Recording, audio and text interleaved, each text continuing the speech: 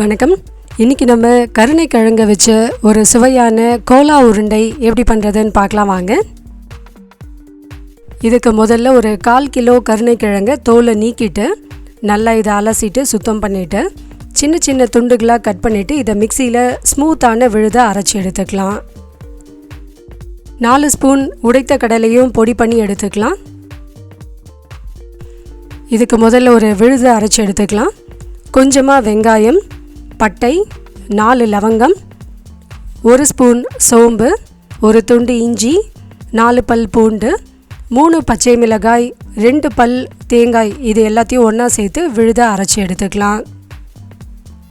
கடைசியாக நம்ம அரைச்சி வச்சுருக்க மசாலா விழுது, அரைச்சி வச்சுருக்க இந்த கருணைக்கிழங்கு விழுது ரெண்டுத்தையும் ஒன்றா சேர்த்துட்டு தேவையான அளவு உப்பு சேர்த்து இதை நல்லா கடைசியாக ஒரு தடவை மைய அரைச்சி எடுத்துக்கலாம். கொஞ்சம் கூட தண்ணியே சேர்க்கக்கூடாது.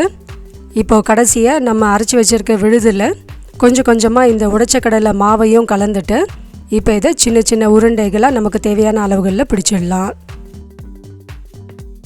உடைச்ச கடலை மாவையும் இந்த அளவுக்கு சேர்த்தோன்னா தான் கரெக்டாக இருக்கும். அதிகமான உடைச்ச கடலை மாவு சேர்த்தாலும் ரொம்ப ஹார்டாக மாறிடும்.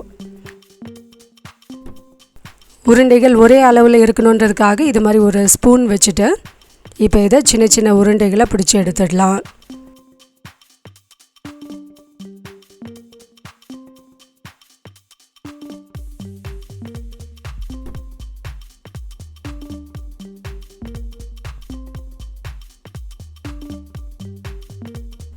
கால் கிலோ கருணைக்கிழங்கு எடுத்தோன்னா நமக்கு இந்த அளவுகளில் 21 கோலா உருண்டைகள் வரும். நமக்கு உருண்டைகள் ரெடியாக இருக்குது. இப்போது கடாயில் கொஞ்சமாக எண்ணெய் விட்டுட்டு இது நல்லா சூடான பிறகு மிதமான தீயிலே வச்சு இப்போ இந்த கோலா உருண்டைகளை நம்ம பொரிச்சு எடுக்கலாம்.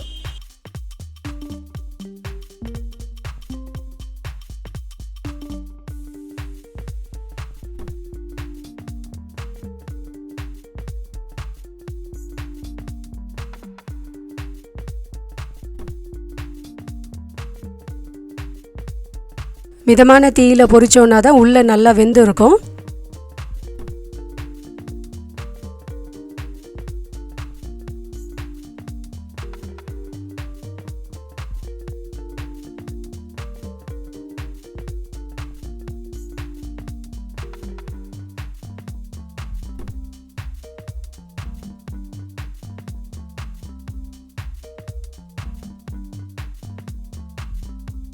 இப்போ இது நல்லா வெந்துடுச்சு.